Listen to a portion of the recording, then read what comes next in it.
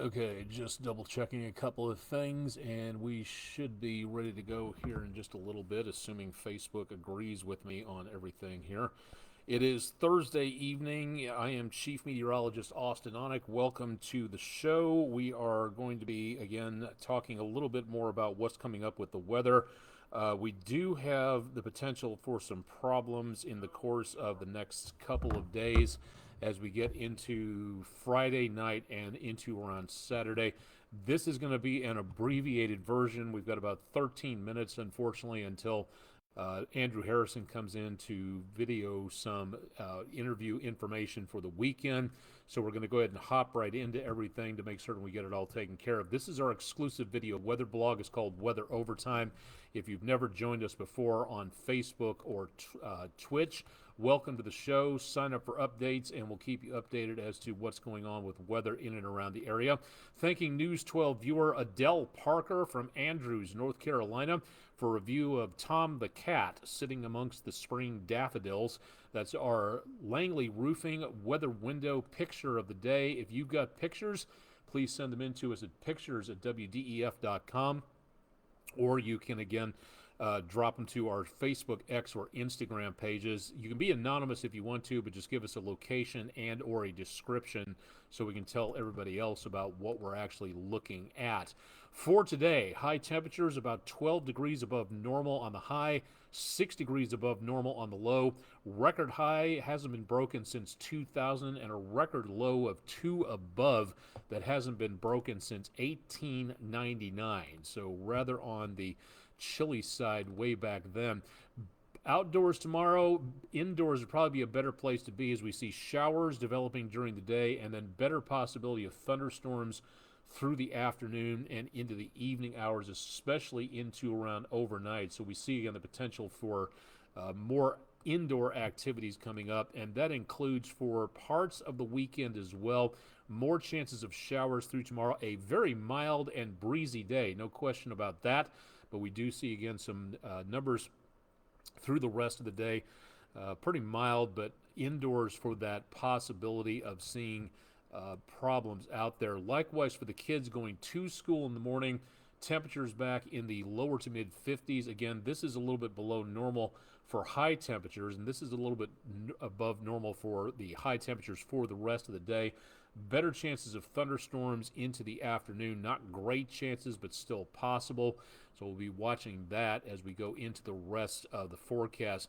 We don't have a lot going on just yet. News 12 viewing area here, southeast Tennessee, western North Carolina, north Georgia, and back into northeastern Alabama. We're just not seeing that much where we are, but we've got a strong line of thunderstorms developing, some tornadic weather back across portions of southeast Kansas, right along the Kansas-Oklahoma state line. And we could be seeing more intense weather coming our direction as we get into tomorrow. We're not really looking at anything major taking place at this point for now, but it is still possible. Island Cove Marina and Resort, a little bit of cloud cover out there, but not by much.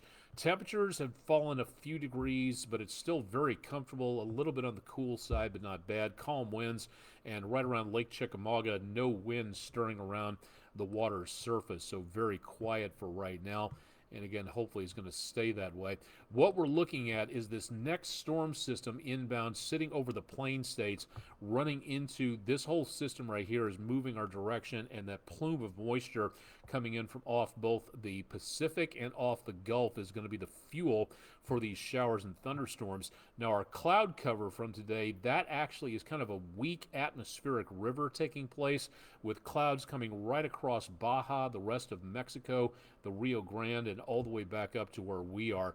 Now, if you're headed toward the West Coast into and after this upcoming weekend, we've got another storm system on the way for the West Coast states and another couple systems and some pretty strong ones well back out over portions of the Pacific that are going to be heading our way, including a really deep one over the Bering Straits and the Gulf of Alaska. That could be another storm system for later on.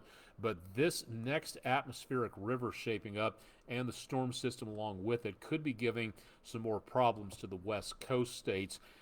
Way over snowpack amounts as per usual for this time of the year. but it is possible we could see some more travel slowdowns out there. Now, what we're going to be taking a look at is, again, this system moving in our direction and giving us the potential for more areas of showers at first, and then some more thunderstorms taking place into the rest of the forecast. So let's run things out here for you and show you what's going on. Tomorrow morning, the warm front approaches. Showers and thunderstorms most numerous back to our west, but then that will start to increase through the rest of the day. So far, it doesn't look like too much of a problem for severe weather at first, but then late tomorrow night, as that storm system gets a little bit closer to us, more potential of showers and thunderstorms starting to develop late Friday into very early on Saturday morning. Temperatures will be on the mild side. That area of low pressure and the accompanying front will then make its way through as we go into Saturday morning, and right around Saturday afternoon will be a little bit cooler on the temperatures. We might even make our high temperatures early during the morning, and the numbers through the afternoon may drop off a little bit. That front heads out, taking the moisture with it. Drier, cooler air comes in behind that, and then we see a very nice weekend, the latter half of the weekend, with some cooler numbers possible as we go into Sunday. So temperatures just below normal for this time of the year. Not exactly an Arctic blast, but not any warmer than what it has been. So we will be looking at a nice cool stop to the morning there. And by Monday afternoon, high pressure comes in, kind of keeps the northerly flow going. So we may see the possibility of some temperatures a bit on the brisk side, but otherwise comfortable for Monday afternoon. Not looking too bad overall. Let's go ahead and take a look at the 7-day forecast here, again with Lake Chickamauga in the background on the EPB Fiber Optics WeatherCam network. Next few days, up and down temperatures, mid to upper 50s. As we go into Saturday night, don't forget, again, with that time of the year, go forward by 1 hour, spring forward as daylight saving time begins Saturday night to Sunday morning. So we lose an hour of sleep. Don't forget also to change the batteries in your smoke detector and in your weather radio. Let's get ready for the rest of storm season by making certain we're ready to go on that. Very mild temperatures finishing up the rest of the week. And then on Sunday, we see the temperatures a little bit lower, mid to upper 50s. It doesn't sound like much, but it does give us a bit of a cool down. Should be good for outdoor activities on Sunday. Friday and Saturday, iffy at best, and rain will be clearing the area by late Saturday afternoon, and then looking good for the latter half of the weekend, if not just a bit on the cool and drier side. And then over the next several days after that, numbers will head back up again. Again, kind of cool, very close to normal for this time of the year on Monday with some mostly sunny skies. Next best chance of rain and thunder will be late Thursday, early on Friday. And that, again, is about a week or so away, so doesn't look like much for now. But, again, at this time of the year, this is something we want to pay attention to, so we'll be watching that with a lot of interest over the next couple of days. So stay tuned for more with News 12 on that. All right, so for tonight, the threat of severe weather is way off to our west, right around Kansas, Oklahoma, and southwestern Missouri, basically back over toward the Oklahoma area. As we get into Friday, that is where we start to see some changes. The pale green color, the scale up here, the pale green color is just generic non-severe thunderstorms, and that encompasses most of the News 12 viewing area. But notice that dark green marginal threat, that's the lowest possible severe weather you can get. And that, again, is right into northeast Alabama, northwest Georgia, back around Chattooga County, Gordon County. Might be looking at some severe weather potential, but the worst of the worst is in this yellow shaded area back to the south. That is a higher slight risk category. Doesn't look like much for right now, but it is possible that we'll be seeing more in the way of severe weather from, say, Montgomery, Jackson, Mississippi, Little Rock, Shreveport, down to around the Gulf Coast. That is going to be on Friday. It looks like late during the afternoon and evening. And then we go from Friday into Saturday where that marginal threat remains with us. So most of the threat, the slight risk category, will be down to our southwest on Friday and kind of swinging over to about Saturday. We're not going to see a great chance, a huge chance of severe weather. This is not going to be an outbreak by any stretch of the imagination. But want to take a look at a couple of things here. Number one is the possibility of a tornado threat. Now, out of the potential, again, of anything involving severe weather, this that you see here, the dark green shaded category showing the potential of tornadoes in any severe thunderstorms that get going, is very low to about 2%. So what we have here is going to be, again, not a huge threat. This is not going to be a major possibility of an outbreak, but it is also a non-zero threat, which is something we have to pay attention to, as slight as this may be on the color-coded scale. There is that possibility. DeKalb and Jackson counties in Alabama, and back toward Chattooga, down toward Floyd, Bartow, Polk, and over toward Paulding counties in northwest and west central Georgia. That's going to be the target zone for any possible tornado threat. And that's going to be Friday night into Saturday morning that we're going to have to watch on this. Not a great chance, but again, it is still going to be a possibility for that out there. So again, please keep it tuned to News 12, and we'll keep you advised on that. Don't forget, if you'd like to have us in your classroom, to request a visit through our Food City Weather in the Classroom program. And again, we'd love to have more about your groups and your schedule and your level of science that we could talk to. So please let us know about that. Tomorrow, Friday, I will be at Lafayette High School in, I believe, Gordon, Walker County, Georgia, if I'm not mistaken. So going to be going down there to talk to some of their special education classes. So glad to go down there and meet some of the folks at Lafayette High School. So again, thanks for the invitation to go down there, and I hope to show you some of the pictures tomorrow afternoon and evening. If you're a weather nerd like I am, this is one of your films that you liked watching back in '96 for the special effects and everything else. In the 1996 film Twister, the name of the scientific package to study tornadoes, Tin Man, Toto, Dorothy, or the Wizard. 80% of you said Dorothy. For our friend in roofing weather poll question of the day, 80% of you were correct. 4% said the Wizard, 8% each said Toto and the Tin Man, respectively, but it was, in fact, Dorothy. We'll have a new poll going up at midnight. You can vote by using the QR code here, or you can just go to our website, wdef.com/vote now, for our friendinroofing.com weather poll question of the day. So please, again, drop by for more information on that there.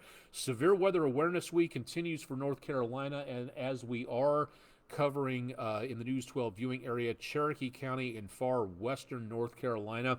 For you, this is your Severe Weather Awareness Week. The tornado drill statewide practice test was yesterday.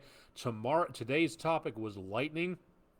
Friday's topic, appropriately, will be flooding and flash flooding, talking about the power of flooding out there. 6 inches of fast-moving flood water can knock over an adult, and can also do a very good job between 6 to 12 inches. Enough force on those wheels can carry off an SUV or a van. Doesn't take much, because that's a lot of force on a broad surface of those wheels or on the undercarriage of the vehicle. So even though you're driving an SUV, does not mean that you can actually drive through anything like a flood going on.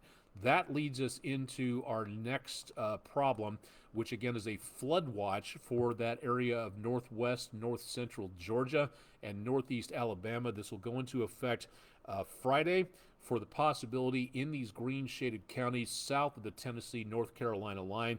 This is for a possibility of 2 to 4 inches of rainfall. So we could be looking at some flash flooding going on here.